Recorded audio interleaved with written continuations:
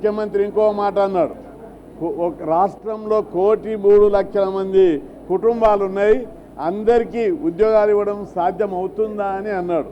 నేను అడిగేది ఏంటిదంటే 1,03,00,000 కుటుంబాలకు ఉద్యోగాలు అడుగుతలేం మేము.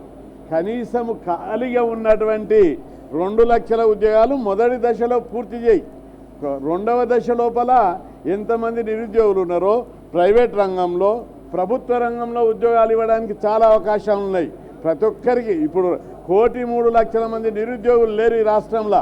20 లక్షల మొన్న లెక్కలు తీస్తే ఎక్సైజ్ డిపార్ట్మెంట్లో 5,50,000 మంది, పోలీస్ డిపార్ట్మెంట్లో 5,50,000 మంది దరఖాస్తు చేసుకున్నారు. గ్రూప్ 2లో 5,70,000 మంది దరఖాస్తు చేసుకున్నారు. డిఎస్సికి 4 లక్షల మంది ఉన్నారు. అంటే ఎక్కడ ఏ డబల్ అప్లై చేసినా నిరుద్యోగులు 12 లక్షల నుంచి 15 లక్షల మంది ఉన్నారని ప్రభుత్వ లెక్కలు చెప్తున్నాయి.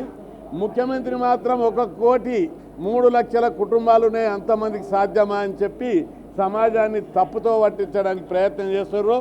తెలంగాణ ఉద్యమం జరిగిందే నిరుద్యోగ సమస్య, నీళ్లు, నిధులు, నియామకాలు. కాబట్టి నియామకాలు అనేది అసలు నిరుద్యోగ సమస్య మీదనే ఉద్యమం జరిగింది. కాబట్టి తెలంగాణ వస్తే ఉద్యోగాలు వస్తాయని చెప్పి ప్రతి నిరుద్యోగి ఎదురు చూస్తున్నాడు. కనీసం మేము అనేది ఇంటికొక ఉద్యోగం దేవుడెరుగు తర్వాత విషయం.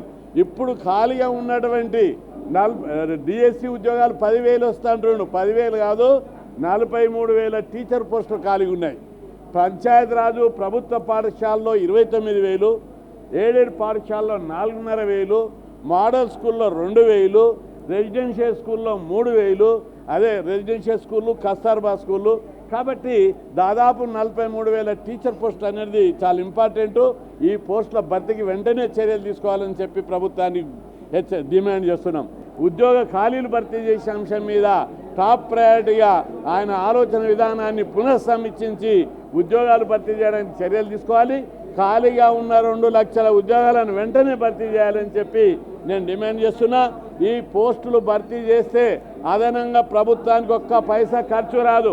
ఎందుకంటే ఇవన్నీ శాంక్షన్డ్ పోస్టులు, బడ్జెట్లో అలొకేషన్ ఉంది. ఈ పోస్టులు భర్తీ చేయడం వల్ల ప్రభుత్వానికి 10 పైసలు ఎక్స్ట్రా తెలియదు. భర్తీ చేయకపోతే ఆ డబ్బు మిగులుతుంది. ఏటా 10,000 కోట్ల బడ్జెట్ మిగులుతుంది. అంటే నిరుద్యోగుల పొట్టగొట్టి బడ్జెట్ మిగుల్చుకోవడం సరికాదు. ప్రభుత్వ యంత్రాంగం పటిష్టంగా ఉండాలి. బంగారు తెలంగాణ అంటున్నారు. బంగారు తెలంగాణ రావాలంటే ప్రతి గవర్నమెంట్ ఆఫీసు సంపూర్ణమైనటువంటి ఈ సిబ్బందితో ఉండాలి. యువకులైనటువంటి సిబ్బందిని మనం నియమిస్తే తప్పనిసరి ప్రభుత్వ యంత్రాంగం బలంగా ఉంటుంది. ప్రజల అభివృద్ధి, సంక్షేమ కార్యక్రమాలను సమర్థవంతంగా అమలు చేయడానికి వీలవుతుంది.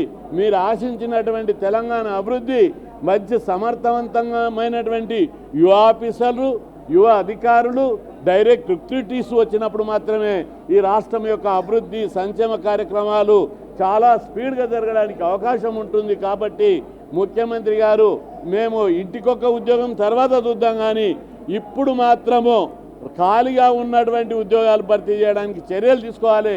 లేని పక్షంలో నిరుద్యోగ ఉద్యమం బలంగా జరుగుతుంది. ఈ ఉద్యమాన్ని అదే స్పీడ్గా కొనసాగిస్తామని చెప్పి ప్రభుత్వాన్ని నేను హెచ్చరిస్తున్నా. అటు టీఆర్ఎస్లో బస్సులు అమ్మినారని చెప్పినటువంటి చంద్రబాబు నాయుడు ఏ రకంగా మారలా, ప్రతి విలేజ్ శత్రుత్వాన్ని పెంచుతున్నాడు. నా మనుషులు, నా వారు